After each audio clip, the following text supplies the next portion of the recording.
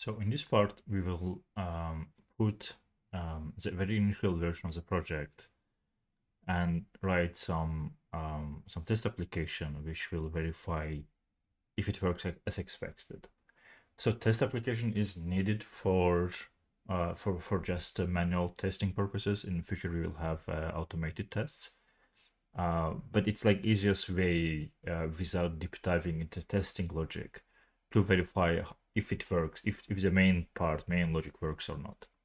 So in terms of main logic, what we are going to do in this video, we will basically do only this initial part. So we will have, we will introduce our main structure, also like structure in terms of type, but also structure of the project. Then we will introduce a new method, which we will call register, and this method will take a list of the objects and then register them in our internal state. And then at the end of the video, we will start writing test application to see if this register method actually works. So this is like a plan for this video. So first of all, let me open this directory.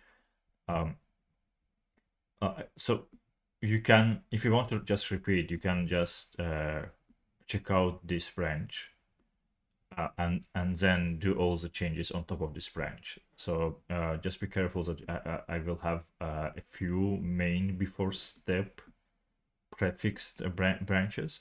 So you need to make sure that you are checking out exactly this version. So let's get started. So I will open Visual Studio Code first. And let's check what we have so far. So far we have our main.go, which is almost empty. We have gitignore, which we generated from GitHub. And then now what we will do, we will initialize our project. So I have some name for this project. Let me copy paste it from another window. So name of the project will need to match our GitHub repository. And to initialize a Go package, I need to do this Go mod init, and then copy paste package name. So this is something that people will use to import this package. So this is why we need to be very careful about the naming. So I initialize. Now let me go back and see what changed. So now we have this Go mod file in our directory. So this file has as an alias, as we called it, github.com, account name, and then package name. Again, this is what will be used to import our package. And now what we can do, we can already start writing our main logic. One thing to consider here is so when we will have another package, another application which will import this one, we will need to tweak our internal package structure, but we will do it at the end of the video. So now, for now, let's just start writing the initial version. So what I will do, I will introduce type, let's call it GO-MemUI. So this is basically our main type, let's say. It's going to be struct. Here we will have memory objects. So this is basically a list of the things that was attached to our library, let's say. And this is going to be map of string to interface. I will go over this one more time when we finish. So for now, I will explain in a second. Very quickly, this is something that will keep types of the objects that was added to our internal state, and then list of the actual objects. So this is our slice of the actual objects. And one of the reasons why we do this, if we go back to to the idea review post. So in future, we want to be able to filter these objects by types, like filter everything that we have in our in-memory state by their types. So that's why we need to, from the beginning, we need to separate everything that was added to our package by their type. So that's the point of this map.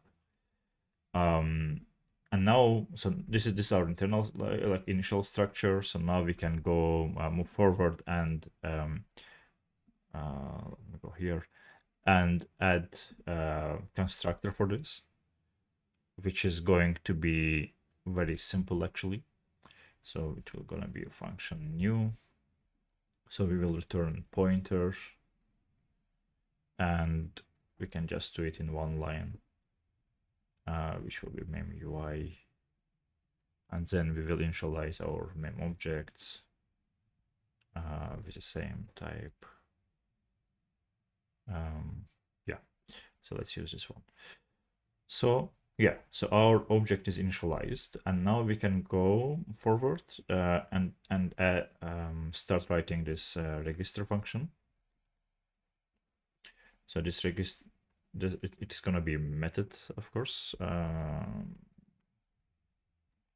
Why I named our receiver as a MUI. I think it's shorter, and yeah, I think we don't need UI part for now. And register what it like. First of all, let's do error. So we will return an error if something went wrong. And here we are going to accept objects, which is a list of the interfaces.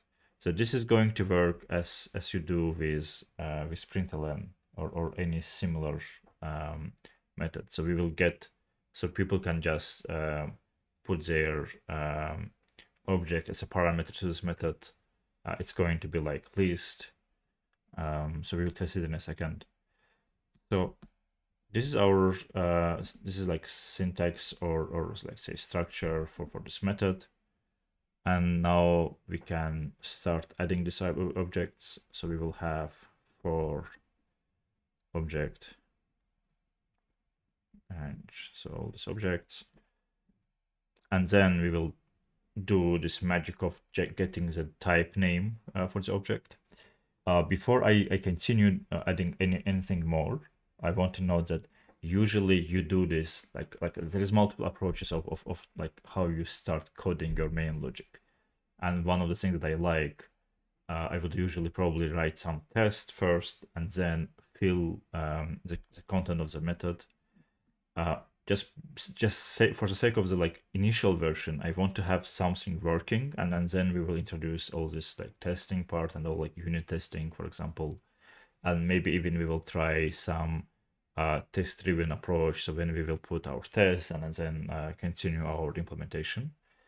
For now, I will just keep it short and just write actual implementation. For now, this is going to be name. So we will try to get name of the type. And for this, I will use reflection. That is a type of our object. And string. So in the next part, actually, we will refactor all this and do something else. For now, I am not thinking if it's like object, this object is a value or reference or pointer. So we will think about this in the next step. So when we have type, next thing we need to do, if we already have this type in our internal state. So for this, I will do a check on this map by type name.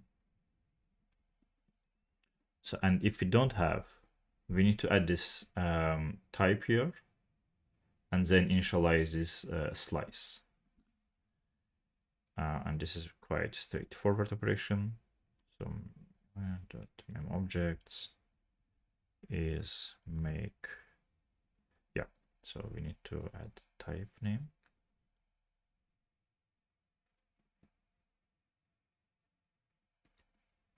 Okay. and it's going to be, yes. So it's going to be slice of the interface. And now we can actually add this object to our internal state. And for this, I need to add to this list. So it's going to be type name, and it will have append. Yeah, exactly. And object. So what we are doing here, first of all, we are checking if we already have this type in our internal state. If we don't have it, we add this type, and at the same time we initialize our slice, and then we append this object to the same slice. And if everything goes well, we return no error. Yeah, so that's basically all we need. To make it easier to test, to make it easier to manually test at this point, I will also add another helper method, which will list objects of the same type. But before doing this, let me let's add our test application.